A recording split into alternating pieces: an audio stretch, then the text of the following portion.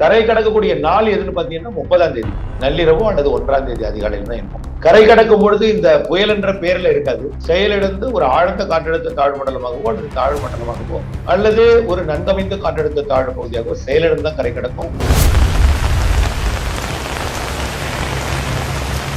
மழை சென்னைக்கு தீவிரம் என்பது டெல்டா மாவட்டத்துக்கு அடுத்தபடியே இது கொஞ்சம் குறைஞ்சோன்னா அங்க கூடும். அது எப்படின்னா 30ஆம் தேதி, 29ஆம் தேதி, 29, 30, 1ஆம் தேதி, 2ஆம் தேதி வரைக்கும் மழை இருக்கும். தீவிர மழை சென்னை உள்ளிட்ட வடகடலோர மாவட்டங்கள், செங்கல்பட்டு, விழுப்புரம், சென்னை, திருவள்ளூர், காஞ்சிபுரம் மாவட்டங்களுக்கு 29, 30ஆம் தேதியும், அடுத்தது 6ஆம் தேதியிலிருந்து ஒரு 3 நாள். அப்புறம் அடுத்த நிகழ்வு தொடுவதற்கு முன்பே மழை தொடங்கிடும். அப்புறம் தொடுவது, அப்புறம் கடப்பது, அரபிக்கடல் போய் மழையை காற்று கிழக்கு காற்றை ஈர்ப்பது, இதனால மழை விடுவது என்பது தாமதம் அடையும். இடைவெளி நாட்கள் 2 நாள் தான் இருக்கும். ஒரு சுற்றுக்கும் இன்னொரு சுற்றுக்கும், ஒரு நிகழ்வுக்கும் இன்னொரு சுற்றுக்கும் சராசரியை கண்டுபிடிக்கணும். அதாவது ஒட்டுமொத்த கடந்த ஆண்டுலாம் எவ்வளவு வெயில் அடிச்சிச்சு, எவ்வளவு அனல் காற்று இருந்துச்சு, அந்த ஒட்டுமொத்த சராசரியை பார்க்கும்பொழுது சராசரியோ அல்லது சராசரி குறைவாகவோ வெப்பம் இருக்கும். மழையை பொறுத்த வரைக்கும் கோடையில 10 வருஷத்துல எவ்வளவு மழை பெய்யுதோ அது 10ஆல் வகுத்து வரக்கூடிய சராசரி மழைக்கும் சற்று கூடுதலான மழை பொழிவு இருக்கு.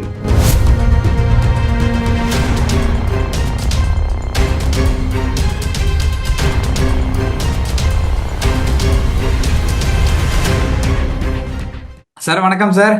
வணக்கம் ஐயா. வணக்கம். ஓகே சார், பெங்கல் புயல் லிட்ரலா நேற்றிலிருந்து கொஞ்சம் பரபரப்பா பேசிக்கிட்டு இருக்கோம்.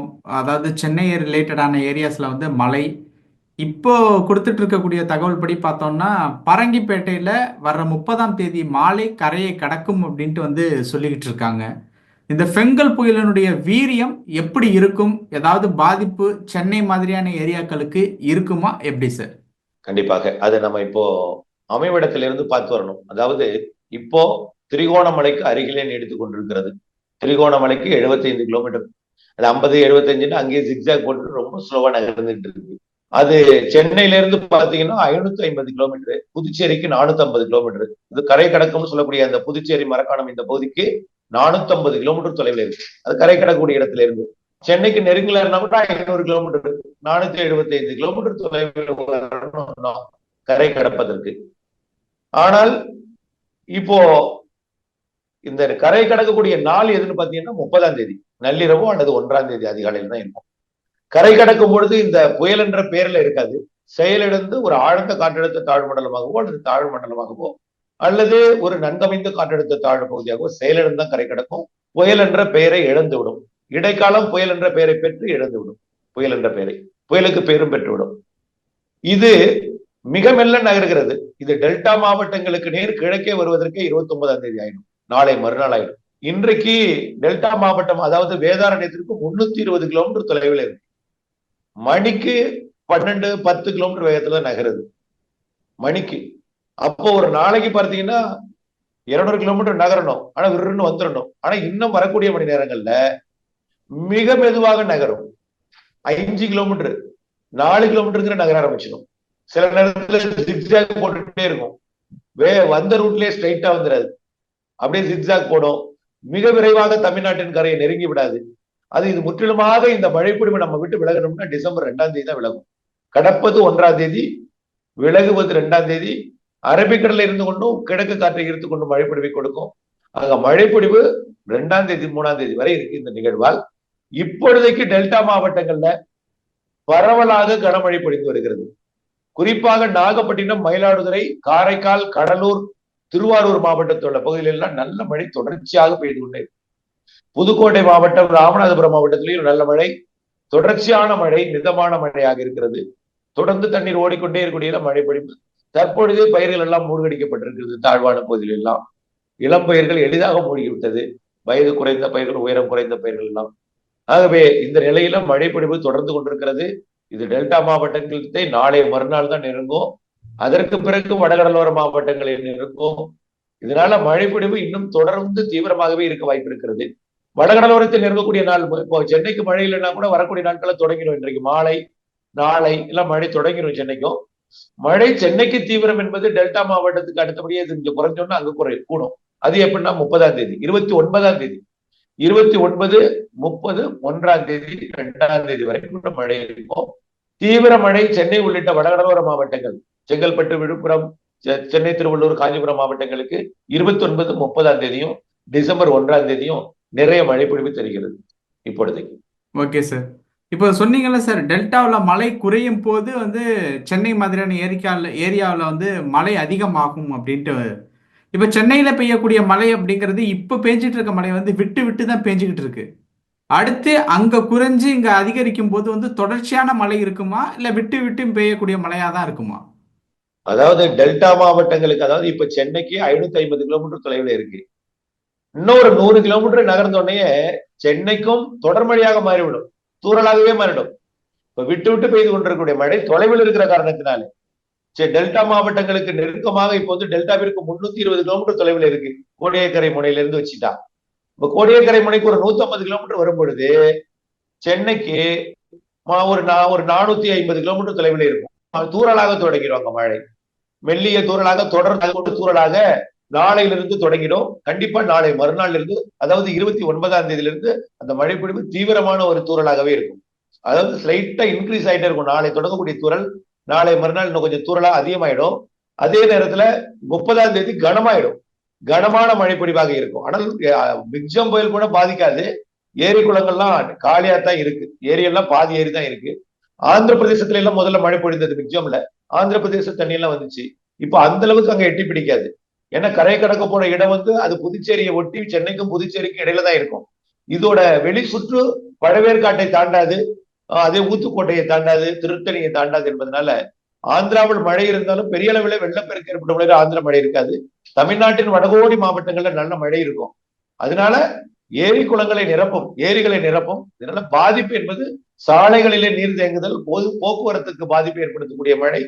தாழ்வான பகுதிகள் இருந்தா கொஞ்சம் அந்த 10, 15, 20, 25 சென்டிமீட்டர் வரைக்கும் கூட போகலாம். அந்த 30ஆம் தேதி 25 சென்டிமீட்டர் வரைக்கும் சாதாரணமா போறதுக்கு வாய்ப்பு இருக்கு கரையை கடக்கூடிய நாள். அதாவது 20 சென்டிமீட்டருக்கு மேல போனாலே கொஞ்சம் பாதிக்கும். ஆனால் மிக்ஜாம் புயல் கூட 40, 50 சென்டிமீட்டர் பெய்யாது. அதோட போட்டு நம்ம குழப்பிக்க வேண்டாம். அதற்கெல்லாம் குறைவாக சற்று பாதிக்கும், தாழ்வான பகுதிகளுக்கு கொஞ்சம் பாதிக்கும் மழை. அதாவது குறைந்த நேரத்தில் அதிக மழை, வடிவதற்குள் பெய்யும் மழை. வடிய வடிய பெஞ்சிட்டு இருந்தா சீரா, இப்ப நாளைக்கு தொடங்குற மழையெல்லாம் பாதிக்காது, அது சீரா பெஞ்சிட்டே இருக்கும். ஆனால் அந்த கரையை கடக்கக்கூடிய நேரத்துல பெய்யுற மழை தான் குறைந்த நேரத்தில் அதிக மழை பொழியும். அந்த நேரத்துல மட்டும் கொஞ்சம் இடையூறு கொடுக்கும் மழையாக இருக்கும், தவிர பெரிய அளவிலே பாதிப்பை ஏற்படுத்தாது. ஓகே. இப்போ சொல்லிட்டு இருக்கக்கூடிய எல்லாருமே வந்து அந்த 29ஆம் தேதி 30ஆம் தேதி அதை பத்தி தான் கொஞ்சம் அதிகமா சொல்லிட்டு இருக்காங்க. சொல்லப்படக்கூடிய அந்த தேதிகளில் கூட சென்னை மாதிரியான ஏரியாக்கள்ல மழை அதிகமா இருக்கும் அப்படின்ட்டு தான் வந்து சொல்றாங்க. அப்போ உண்மையிலே அந்த தேதிகளில் சென்னை வாசிகள் ரொம்ப ஜாக்கிரதையா இருந்துக்கணும் அப்படிங்கிறதுக்காக தான் இந்த அலாட்மெண்டா? அதாவது பொதுவாக வானிலை ஆய்வு நிறுவனம் யாராக, அதாவது இந்தியாவோட வானிலை ஆய்வு நிறுவனமும் தமிழ்நாடு அரசு SDRF, அதாவது பேரிடர் மேலாண்மை துறையும் மக்களுக்கு முன்னெச்சரிக்கை கொடுத்தாக வேண்டும். அதனால அச்சப்படாமல் அது கொடுத்து கொண்டே இருக்கிறார்கள், அது அச்சப்படுத்தாமல். ஆகவே மழைப்பொழிவு வருவது என்பது சென்னை உள்ளிட்ட கடலோர பகுதிகளுக்கு மழைப்பொழிவு வருவது என்பது உறுதியாகிவிட்டது. எங்கேயும் போகாதுன்னு ஏற்கனவே சொல்லிட்டோம். நெல்லூரை தாண்டி இது போகாது, தமிழ்நாட்டுக்கான நிகழ்வு தான் இது. எங்கேயோ வரைபடத்துல கோடிட்டு காட்டினாலும் தமிழ்நாட்டுக்கு தான் வரும்னு சொல்லிட்டோம். ஆகவே இப்பொழுது அவர்களும் உறுதி செய்து விட்டார்கள், அது தமிழ்நாட்டுக்கு தான் வரப்போகுது, காற்று பாதிப்பு இல்லாமல் மழையை தரப்போகுதுன்னு முடிவாகிவிட்ட காரணத்தினால நாம 30ஆம் தேதி என்பது இன்னும் 2 நாள் தான் இடையில இருக்கு. இன்னைக்கு தேதி 27, 28, 29 2 நாள் இடைவெளி இருக்கிற காரணத்தினால இது ஒண்ணும் பெரிய பாதிப்பை ஏற்படுத்தாது. இருந்தாலும் தாழ்வான பகுதியில் இருப்பவர்கள் கொஞ்சம் முன்னெச்சரிக்கையா இருக்கணும். அதாவது மிக்ஜம் போல ஒரு தீவிரமாக இருக்குன்னு நினைச்சிட்டு தேவையில்லாத முன்னெச்சரிக்கை எடுக்கிறதெல்லாம் கூடாது. நிச்சயமா கொண்டு போய் பிரிட்ஜில் கொண்டு காரன் நிறுத்துற வேலையெல்லாம் செய்யக்கூடாது. அதே போல சூப்பர் மார்க்கெட்ல போய் பொருள் வாங்குற வேலை இதெல்லாம் வேண்டாம். சாதாரண ஒரு நிகழ்வு, மழை பொழியும் பொழுது கொஞ்சம் சாலைகள்ல நீர் தேங்கும். அது ஒரு 25 சென்டிமீட்டர் பெய்தால், அதெல்லாம் 50 சென்டிமீட்டர் பெய்ஞ்சது மிக்ஜமுக்கு, ஒரு 20, 25 சென்டிமீட்டர் மழை பெய்தால் நாம வந்து அந்த நேரத்துக்கு 2 நாளைக்கு 1 நாளைக்கு தேவையானது மட்டும் இருந்தால் போதும், வடிந்து விடும். கொஞ்ச நேரத்துக்கு மட்டும்தான் அது. 2 நாளைக்கு எதுக்குன்னா தொடர் தூறலா இருக்கும் இல்லையா, நாளை மறுநாள் இருந்து 29 தொடர் தூறலாக இருக்கும். 30ஆம் தேதி கண்டிப்பாக மிதமான மழையாக இருக்கும். கரை கடக்கும் பொழுது சற்று கனமாக இருக்கும், தொடர் கனமாக சில மணி நேரங்கள் பொழியும். அதற்கு பிறகு வடியும் அளவுக்கு தான் மழை இருக்குமே தவிர பெரிய அளவிலே பாதிப்பை ஏற்படுத்தாது. தேவையான முன்னெச்சரிக்கை தாழ்வான பகுதிகளுக்கும், அதே போல சாலைகள்ல பயணம் செய்பவர்களுக்கு மட்டும் கொஞ்சம் இடைவெளி கொடுக்கும், அந்த போக்குவரத்து நெரிசல் போன்றவை கொடுக்கும். இதற்கு மட்டும் நாம திட்டமிட்டுக் கொண்டால் போதுமானது. ஓகே. இதை தாண்டி டிசம்பர் மாசத்துல 2 பெரும் மழைக்கு வாய்ப்பு இருக்கிறதா வந்து சொல்லப்படுது. புயல் ரீதியான மழைக்கு அந்த விஷயங்களை பத்தி கொஞ்சம் சொல்லுங்க சார். இந்த நிகழ்வு 3ஆம் தேதி வரை மழை கொடுத்து விட்டு விலகி அரபிக்கடல் போன பிறகு உடனேயே ஒரு நாள் இடைவெளி விட்டு அடுத்த நாளே இன்னொரு நிகழ்வு வந்துருது. அதுவும் வட தமிழ்நாடு டெல்டா மாவட்டங்களுக்கு தான். டெல்டா வட தமிழ்நாட்டை நோக்கி அடுத்த நிகழ்வும் வர இருக்கிறது. இதனாலேயும் 3 நாள் மழை பொழிவு கொடுக்க போகிறது. 5ஆம் தேதி, 6ஆம் தேதி, 7ஆம் தேதி, இல்லைன்னா 6, 7, 8 ஒரு 3 நாள். 5 தொட்டால் 7 வரைக்கும், 5, 6, 7, 6 தொட்டால் 8 வரைக்கும் 3 நாள் மழை பொழிவை கொடுக்கும். அதுவும் கொஞ்சம் தாழ்வான பகுதிகளில் நீர் தேங்குற மழையை தவிர பெரிய அளவிலே பாதிக்கிற மழை அல்ல. அடுத்ததாக வரக்கூடியதான் கொஞ்சம் ஸ்ட்ராங்கா இருக்கும்னு நினைக்கிறேன். அது ஆனா வட தமிழ்நாட்டுக்கு வருவதற்கு வாய்ப்பு தெரியல. அது இலங்கை கடந்து தென் மாவட்டங்கள், டெல்டா மாவட்டங்களுக்கு தெற்கு புறமாக தென் மாவட்டங்கள் பகுதி நோக்கி வரலாம். அதாவது பாக் ஜலசந்தி மன்னார் வளைகுடா பகுதி நோக்கியோ, அல்லது டெல்டா மாவட்டங்களின் தெற்கு பகுதிக்கு தெற்கே, அதாவது மன்னார் வளைகுடா பகுதிக்கோ பாக் ஜலசந்தி பகுதிக்கோ வரலாம் என்று எதிர்பார்க்கப்படுகிறது. கண்டிப்பா அது ஒட்டுமொத்த தமிழ்நாட்டுக்கும் மழை பொழிவை கொடுக்கும். எந்த ஒரு நிகழ்வும் மன்னார் வளைகுடாவில் அமைந்தால் அனைத்து மாவட்டங்களுக்கும் மழை பொழிவை கொடுக்கும்னு ஏற்கனவே ரமணன் சார் அடிக்கடி சொல்லிட்டே இருப்பாங்க. அதே போல மன்னார் வளைகுடாவில் அமைந்தால் நல்ல மழை பொழிவை கொடுக்கும் அந்த நிகழ்வு. அது கொஞ்சம் புயலோட காற்றோட தான் வரும். ஆனால் கரை கடக்கும் பொழுது அதுவும் செயலிழந்துடும். கரை கடக்காது, வரும் பொழுது பெரிய அளவில் அச்ச உணர்வை பீதி ஏற்படுத்திட்டு வரும். அதுவும் கரை கடக்கும் பொழுது செயலிழந்து மழை பொழிவையே அதிகமாக கொடுக்கும். சராசரிக்கு அதிகமான மழை பொழிவை கொடுக்கும் நிகழ்வாக வரக்கூடிய 3வது வாரத்துல இருக்கிறது. அதாவது 15ஆம் தேதியிலிருந்து ஒரு 18, 20ஆம் தேதிக்குள் இருக்கிறது. அது இல்லாம கிறிஸ்துமஸுக்கு இறுதியில, மாத இறுதியிலையும் ஒன்று இருக்கிறது. அது தென்கோடி மாவட்டங்களுக்கானது. அதுவும் மன்னார் வளைகுடா வழியா வரதுதான். மன்னார் வளைகுடா வந்தாலே தமிழ்நாட்டுக்கு மழை பொழிவை கொடுக்கும். ஆகவே நிகழ்வுகள் ஆரம்பம் முதல் இப்போ இருக்கிற நிகழ்வும் அடுத்த நிகழ்வும் டெல்டா வட தமிழ்நாடு, அடுத்த நிகழ்வு தென் தமிழ்நாட்டின் மன்னார் வளைகுடா பாக் ஜலசந்தி பகுதி, எங்கிருந்தாலும் அனைத்து மாவட்டங்களுக்கும் மழை தரும்.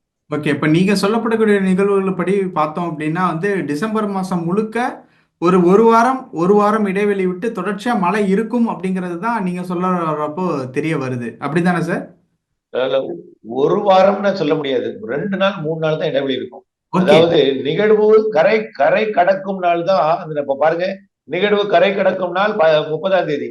மழை ஆரம்பிச்சது எப்ப பாருங்க, 25ஆம் தேதி ஆரம்பிச்சிருச்சு. 25ல இருந்து 2ஆம் தேதி வரைக்கும். அடுத்தது 6ஆம் தேதியில இருந்து ஒரு 3 நாள். அப்புறம் அடுத்த நிகழ்வு தொடுவதற்கு முன்பே மழை தொடங்கிடும். அப்புறம் தொடுவது, அப்புறம் கடப்பது, அரபிக்கடல் போய் மழை காற்று கிழக்கு காற்றை ஈர்ப்பது, இதனால மழை விடுவது என்பது தாமதமடையும். இடைவெளி நாட்கள் 2 நாள் தான் இருக்கும். ஒரு சுற்றுக்கும் இன்னொரு சுற்றுக்கும், ஒரு நிகழ்வுக்கும் இன்னொரு சுற்றுக்கும் 2 அல்லது 3 நாள் தான் இருக்கும். மொத்தமா 4 நிகழ்வுக்கும் நாளை ஒரு 10, 15, 12 நாள் தான் அந்த டிசம்பர்ல மழை இல்லாத நாட்களாக இருக்கும். Okay sir. ஸோ இந்த மாதிரியான விஷயங்கள், அதாவது தொடர் மழை அப்படிங்கிறதெல்லாம் தாண்டி சம்டைம்ல பெய்யக்கூடிய அந்த பருவமழை அப்படிங்கிறது டிசம்பர் மாசத்தோட முடியாம பொங்கல் வரைக்கும் நீடிக்கிறது அப்படின்ட்டு சில விஷயங்கள் இருக்குல்ல. ஸோ அந்த மாதிரியான நிகழ்வு இந்த வருடம் ஏற்படுவதற்குண்டான வாய்ப்புகள் இருக்கா? இந்த வருடம் நிலநடுக்கோட்டுல எம்ஜிஓ வலுவாக இருக்கு. சுமத்ரா தீவிட்ட வலுவா இருக்கு. இப்போ இந்த எம்ஜிஓ என்ன, தென்னரை கோலத்துல காற்று வலுவாக சுழன்று இழுக்கும் என்பதனால நிலநடுக்கோட்டை ஒட்டி தான் ஜனவரி மாத நிகழ்வு போகும். இப்பவே பாருங்க, சென்னை ஒட்டி வரமாட்டது, எல்லாமே கன்னியாகுமரியை ஒட்டி போகும். அதாவது இப்ப பாருங்க, இது புயலா தீவிரம் அடைந்த தொட்டு தான் இது வடக்கு நோக்கி வருகிறது. சாதாரண தாழ்வு பகுதியாக இருந்தால் அது இலங்கை கடந்து தென் மாவட்டங்கள் ஓடி போயிருக்கும். மண்டலமாக இருந்தால் டெல்டா கடந்து போயிருக்கும். இது புயலாக தீவிரமடைய குறிந்தா கொஞ்சம் சக்தி கிடைக்குது, வடக்கு வடமேற்கு திசை நோக்கி நகருது. அடுத்தடுத்த நிகழ்வுகள் அது நகர்வதற்கு சாதக சூழல் இருக்காது. ஏன்னா வடக்கே உயரழுத்தம் குளிர்காற்றெல்லாம் கொஞ்சம் அதிகமாக இருக்கும். போராடிதான் முன்னேறும். இருந்தாலும் போராடி குளிர்காற்றை பின்னுக்கு தள்ளிவிடும். ஆனால் நிகழ்வு பெரும்பாலும் அடுத்தடுத்த நிகழ்வுகள் தென் மாவட்டங்கள் நோக்கி சென்றாலும் வட மாவட்டங்களுக்கு மழை கொடுப்பது போல ஜனவரி நிகழ்வு நிலநடுக்கோட்டை ஒட்டியே குமரிக்கடல், மாலத்தீவு பகுதியில் போகும். அதனால என்ன ஆகும்னா, வட இந்திய குளிரலையை தமிழ்நாட்டு வழியாக இருக்கும். ஜனவரி மாதம் முழுவதுமே குளிராக இருக்கும். குளிர், கடும் குளிர், காற்று தெற்கு நோக்கி ஈர்க்கும் என்பதனால வட இந்திய குளிர் தமிழ்நாடு ஊடாக பயணிக்கும். குளிராக இருக்கும். கூடுதல் குளிர்காற்று ஜனவரியில இருக்கும். உறைபனி நீலகிரி எல்லாம் இருக்கும். ஆனால் குளிர் அதிகமாக இருக்கும். பனிப்பொழிவை காட்டிலும் பனிப்பொழிவும் இருக்கும், குளிர் அதிகமாக இருக்கும். அதே நேரத்துல சூரியனின் குத்துக்கதிர் வடக்கு நோக்கி மார்ச் 21ஆம் தேதி அது வரும்பொழுது அது மீண்டும் நிகழ்வுகள் உருவாவதற்கு சாதகம் இருக்குன்னு ஏற்கனவே நம்ம அறிக்கையிலையும் சொல்லியிருக்கோம். அதாவது மார்ச், ஏப்ரல், மேல இந்த வருஷம் கோடை மழை நன்றாக இருக்கிறது. சராசரிக்கு கூடுதல் கோடை மழை இருக்கு. வெயில் சராசரி அளவில் இருக்கும். அதாவது வெயில் அனல் காற்றாக இருக்காது. ஆனா சில பேர் என்ன அனல் காற்றா இருக்காது, ஆனா அனலா வீசுதேம்பாங்க. ஏசில இருந்துட்டு அனல் காற்று வீசும் அவங்களுக்கு. சராசரியை கண்டுபிடிக்கணும். அதாவது ஒட்டுமொத்த கடந்த ஆண்டுல எல்லாம் எவ்வளவு வெயில் அடிச்சிச்சு, எவ்வளவு அனல் காற்று இருந்துச்சு, அந்த ஒட்டுமொத்த சராசரியை பார்க்கும்பொழுது சராசரியோ அல்லது சராசரி குறைவாகவோ வெப்பம் இருக்கும். மழையை பொறுத்த வரைக்கும் கோடையில 10 வருஷத்துல எவ்வளவு மழை பெஞ்சதோ அது 10ஆல் வகுத்து வரக்கூடிய சராசரி மழைக்கும் சற்று கூடுதலான மழைப்பொழிவு இருக்கும்.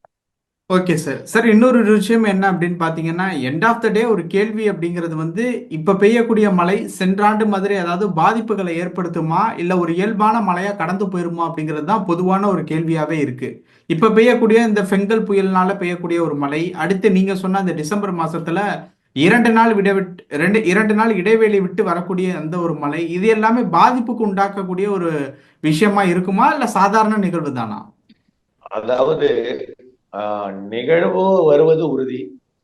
இங்க எப்படி எதிர்ப்பு இருக்கிறது? இப்ப பாருங்க, குளிர் சதவீதம் அதிகமா இருக்கிறதுனால மழையோட பொழிவு குறைவாக இருக்கு. ஆனால் ஸ்ட்ராங்கா இருக்கு. ஆனால் மழையை வந்து கூட்டுவதற்கு பதிலாக கொஞ்சம் குறைத்து தடுத்து கொஞ்சம் அளவை ரேஷியோ சரியா இல்லை. குளிர் சதவீதம் அதிகமா இருக்கு. இதனால மழை பொழிவு தீவிரம் இல்லாமல் இருக்கிறது. அந்த நேரத்துல எப்படி இருக்கும், அந்த நேரத்துல குளிர் காற்று எப்படி இருக்கும், இதெல்லாம் நம்ம கணிக்கணும். ஆனால் பாதிக்கும் மழை இருக்க வாய்ப்பு இருக்கிறது, ஆனால் உறுதி இல்லை. அதாவது அதுவும் கடலோர மாவட்டங்களுக்கு தான் அப்படி இருந்தாலும் இருக்கும், வடகடலோரம் மற்றும் டெல்டா மாவட்டங்களுக்கு. ஆனால் உறுதி இல்லை அதுவும். ஆனா வாய்ப்பு இருக்கு, உறுதி இல்லை. ஆனால் சராசரிக்கு கூடுதல் மழை கிடைச்சிடும். சராசரிக்கு கூடுதல் மழை எல்லா மாவட்டங்களுக்கும் சராசரிக்கு கூடுதல் மழை கிடைச்சிடும். அந்த சராசரிக்கு கூடுதல் மழை அப்படிங்கிறது குறைந்த நேரத்துல அதிக மழை பெய்யும் அந்த ஒரு நிகழ்வின் மூலியமா சார், இல்ல நார்மலான மழை தானா? எல்லா மழையுமே இனிமே குறைந்த நேரத்துல தான் அதிக மழை பெய்யும். ஒரு பெரிதா மழையை பத்தின மிரட்டிட்டே இருக்கும், திடீர்னு ஒரு நாள் வந்து கொட்டிடும். இப்பவும் அது மாதிரிதான் இருக்கு, மிரட்டிட்டே இருக்கு. திடீர்னு வந்து ஒரு குறிப்பிட்ட நேரத்துல கொட்டுற மழையா தான் வரக்கூடிய ஆண்டுகள் எல்லாமே இருக்கும். ஆண்டு சராசரியே சீரா பெய்து நிரப்போதே இல்லை. இப்போ திடீரென்று ஒரு குறிப்பிட்ட நேரத்துல பெய்துவிட்டு நிரப்புவதாகத்தான் இருக்கு. ராமநாதபுரம் மாவட்டத்து சராசரியே ராமேஸ்வரம் மழை கூட்டி விட்டது, ஒரே நாள்ல பெய்து கூட்டி விட்டது. அதே போல நாகப்பட்டினம் மாவட்டத்துல சராசரி குறைவா இருந்துச்சு, கோடியக்கரையிலையும் வேதாரண்யத்திலையும் ஒரே நாள்ல பெய்து கூட்டி விட்டது. இப்படித்தான் மழை இருக்கும். Okay sir. சார் நிறைய விஷயங்கள் சொன்னீங்க. நேரத்துக்கு ரொம்ப நன்றி சார். நன்றி சார், நன்றி.